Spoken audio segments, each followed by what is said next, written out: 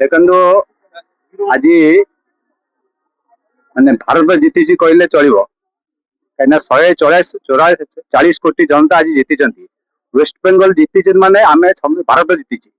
ଯଦି ୱେଷ୍ଟବେଙ୍ଗଲ ଜିତିଥାନ୍ତା, ଯଦି ଦିଦି ଜିତିଥାନ୍ତା ତାହେଲେ ଦେଶ ପାଇଁ ଖତରା ହେଇଥାନ୍ତା, କାହିଁକି ନା ସେ ବାଂଲାଦେଶକୁ ସେ ବିକି ଦେଇଥାନ୍ତା। ଆଜି ଗୋଟେ ଆମ ପାଇଁ ଗୋଟେ ବଡ ଗୌରବ ଦିନ, ଗୋଟେ ଶ୍ରଦ୍ଧାଞ୍ଜଳି ଦିନ।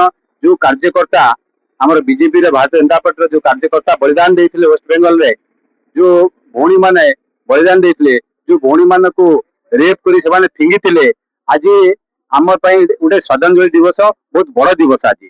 ତେଣୁକରି ଆଜି ସାରା ଭାରତ ବର୍ଷରେ ଭାରତୀୟ ଜନତା ପାର୍ଟି ସମସ୍ତେ ଖୁସି ଅଛନ୍ତି। କାହାକୁ ମାନେ ଯାହାକୁ ପଚାରିବେ ସମସ୍ତେ ଖୁସି ଅଛନ୍ତି। ତ ଇଏ ଗୋଟେ ପର୍ବର ଦିନ ଆଜି ପାଇଁ। ଆମେ ସମସ୍ତେ ଏବେ ଆଉ ଟିକେ ପରେ ମିଠା ବାଣ୍ଟିବୁ, ବାଣ ଫୁଟେଇବୁ, ସବୁ ପ୍ରକାର ପର୍ବ ଯେମିତି କରିବା କଥା କରିବୁ। ସମସ୍ତଙ୍କୁ ଧନ୍ୟବାଦ।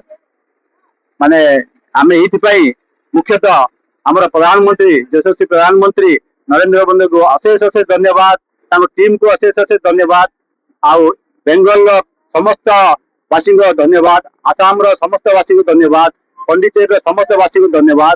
ଜୟ ଜଗନ୍ନାଥ।